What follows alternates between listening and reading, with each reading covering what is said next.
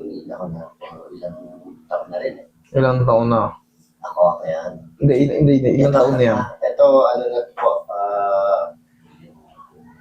medyo ano to, last year, medyo naramdaman. Wala kayong mga opera before? Wala kayong mga disgrasya sa motor, ganyan? Wala naman po.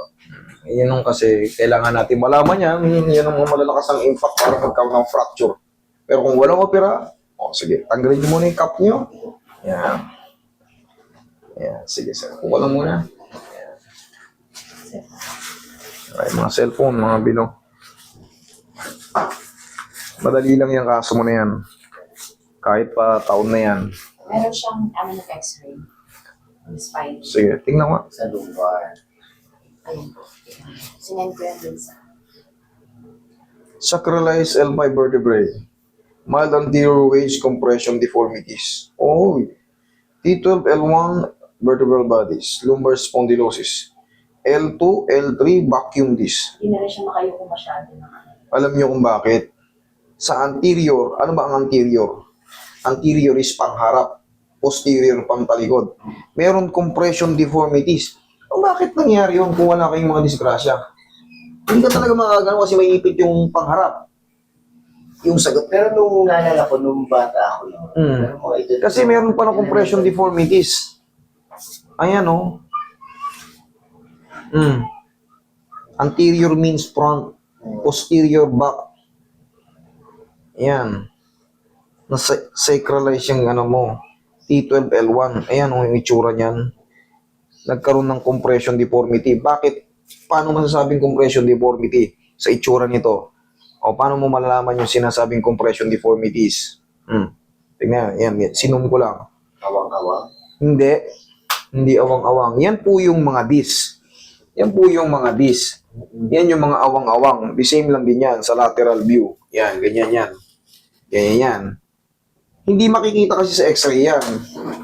Yung mga awang-awang. Ano yung compression deformity ni sir? Tingnan mo to maigi. Tingnan nyo maigi yung pagkakawadrado ng bawat isa.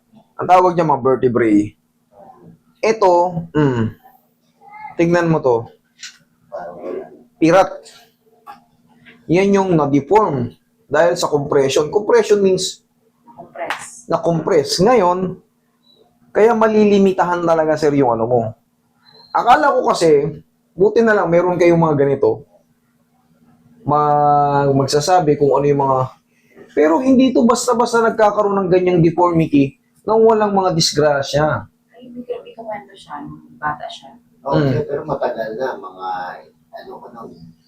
8, 9 years old. Pero malakas yung pagkakaano sa'yo. Hindi ko na matanda, pero kasi blind spot. Nabundol ako ng coach. Hindi mabilis. Yun, Napunta ito ako yun. sa ilalim.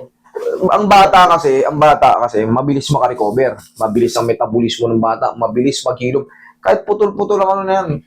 Kahit kumang-kumang yan, isang linggo, ay sa karating buwan, magaling na yan. Nailalaro niya na yan. Ganun ang bata. Pero ito kasi, sisingilin, sabi ng matatanda, sisingilin ka yan pag edad mo. Ito niya, siyempre, hindi naman natin ito di-discuss kung hindi naman nailagay ito dito. Pinaliwanag ko lang po kung ano yung compression deformity. Magbabago po yung itsura ng vertebrae nyo. Yung anterior wedge, yan ang anterior, pangharap. Napirat yan. Yan. Napipi. Okay, napipi. Kaya, pag yumuko ka pa ng biglaan, kunyari, yan, uy, pera. Naku po. Medyo mag-ingat-ingat ka sa ganun. Kailangan. Tayo ka, tapos try mo yung pinaka. Sige nga, subukan mo nga. Hindi ko na kaya. Hindi mo na kaya. Yan na. Ganyan na. Tama lang din naman yan, hindi na siya pwedeng yumuko ng todo eh. Kasi nga, yung deformity niya, anterior.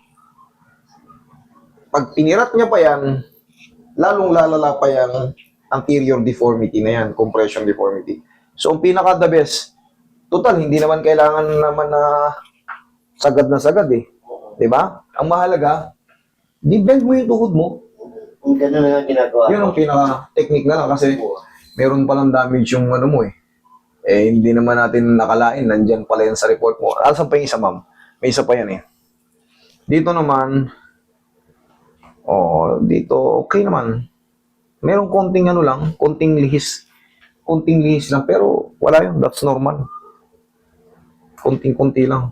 Hindi na makikita sa anterior. Sa ano talaga, sa posterior ay sa lateral view talaga makikita. Ayan, yung itsura na yan. Yung itsura na yan. Pero sir, huwag kang mag-alala. Ano ba yan? Hindi pa ganong malala. Hindi pa ganong malala. Ito ang pinakamasakit niya, no? Carl, halika. Yung ito yung nangyayari kay sir, compression deformity or compression fracture. Ganito yung nangyayari kay sir. Ang pinakamasakit niya yung ganyan, burst. Tsaka yung ganyan, no? Yung parang Alis na. Oo. Sa kanya naman, ganito ang nangyayari sa'yo, sir. Napipirat. Kaya bawal mo rin po yung sa yung hindi mo na maabot ng payuko. How about yung mga sports? Bawal ka sa impact. Bawal sa impact. Compression nga eh. Pag ganyan niya yan, Yan. Sabi ko na sa... pagtapos mo maglaro, baka nga hindi ka pa tapos maglaro eh. Yung pagyanig ng yung impact, kasi nga compression. Kaya kami sa nahapo. Pag matagtag na. Yun, yung katag. Bawal nga yung impact, yung katag. Ganun. Pwede ka na lang, sir, kung talagang gusto mo pa rin ng healthy living, by walk. Kahit mabilis na lakad. About bike. Pwede. Pero pag nagbabike kayo, kailangan, siyempre, hindi rin pwede sa lubak-lubak kasi nga bawal ka sa makatag eh. Tama yun. Kasi yung compression deformity, madidipuan palalo yan pag kino-compress mo. Eh, paano ba yung compress? Siyempre, nakakatag ka eh.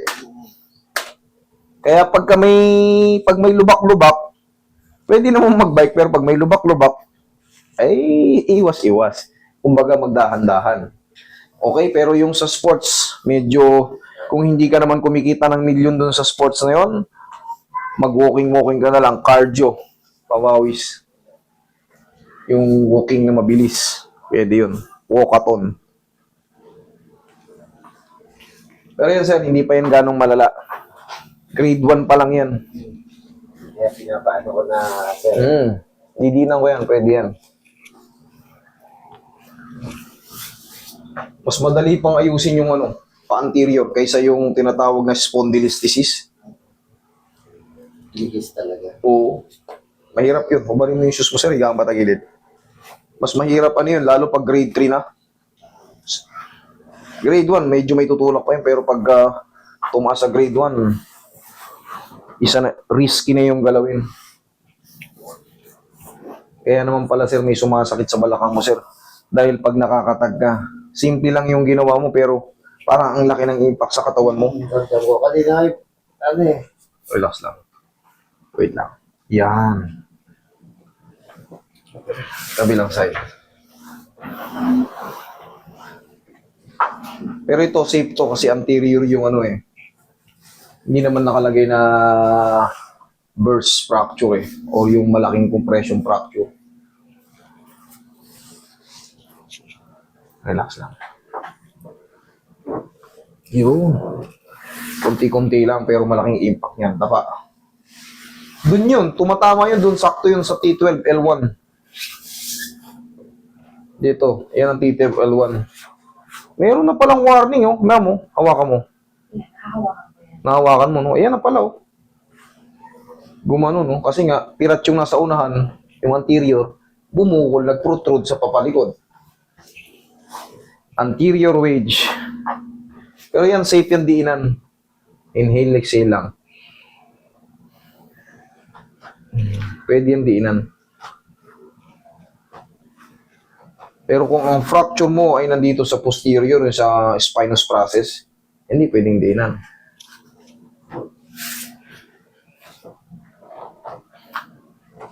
Mababasag yung sa kanon.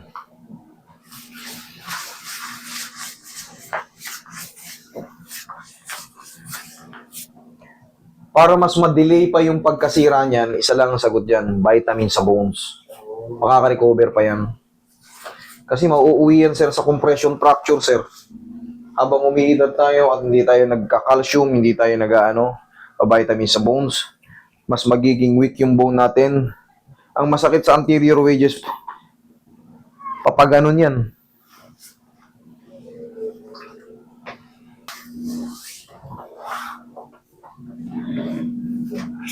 Sabihin mo yung doon sa taas. Okay po. Yan o, pwede ka sa mga ganyang stretching. Sige, straight mo. Yung parang may una. Hindi, dapat straight mo yung pa mo. Pwede ka sa ganyan, no? Yung parang may mauuna yung, kakalsuhan yung dito. Pwede ka sa ganyan. Para maingat siya. Relax lang. Inhale. Exhale. Yung, thank you. Diyan lang muna. Tapos sir, hindi ka pwede sa malalakas na yung malalakas na ganito.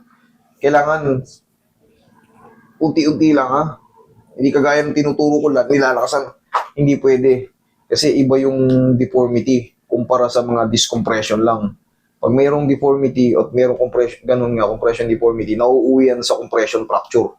So, mas safe yung mga Stretching. yes. Kung ano lang maabot. Okay, mas safe yun. Tapos, vitamins, kain ng vitamins sa bones para mas ma-delay. Kahit nandyan na yan, ma-delay yan. Tumanda ka, at least still alive and still standing. Okay, upo.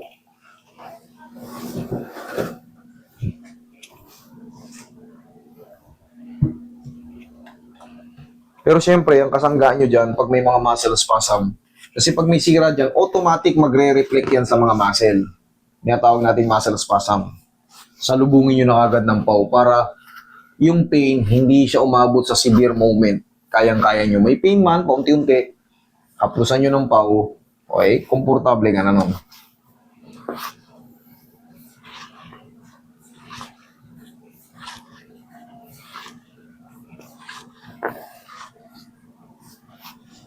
Ilalagay nang wala talaga. Kasi nakikita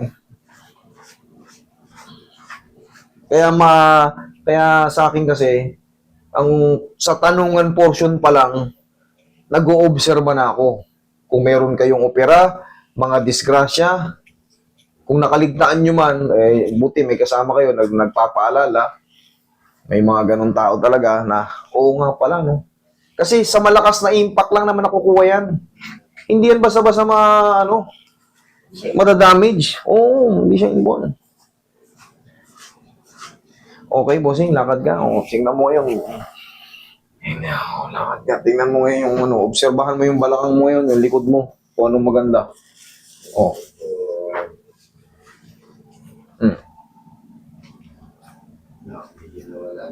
Wala na yung Okay, bossing, ingatan mo lang yung sarili mo sa malalakas na impact. Ha?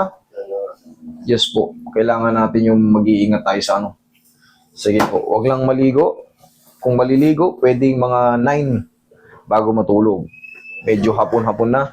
At least makarest ng minimum 5 hours. Okay? Yung mga ganito ba, Master? Yes. Yung mga ganito, ano yan? Tatrites na mga daliri. Tignan mo yung daliri na. Kasi ito, Magkapatid kasi yun yung rheuma arthritis. Ang osteoarthritis naman sa daliri o rheumatoid arthritis, tumatabingi. Pero sa'yo, hindi naman. Baka lang to, baka lang naman mga konting purines lang sa kinain. O kaya na korbo. Depende kung naitama mo yan sa mga o kaya naipit. Pero okay naman. Wala naman. Pantay naman yung pantay yung dito. Yan, pantay yan. Yung iba kasi, nakagano na medyo tapos medyo nakapaling. Pero sa'yo, normal pa yan. Wala yan, baka... side of aging na lang. Okay, bossing.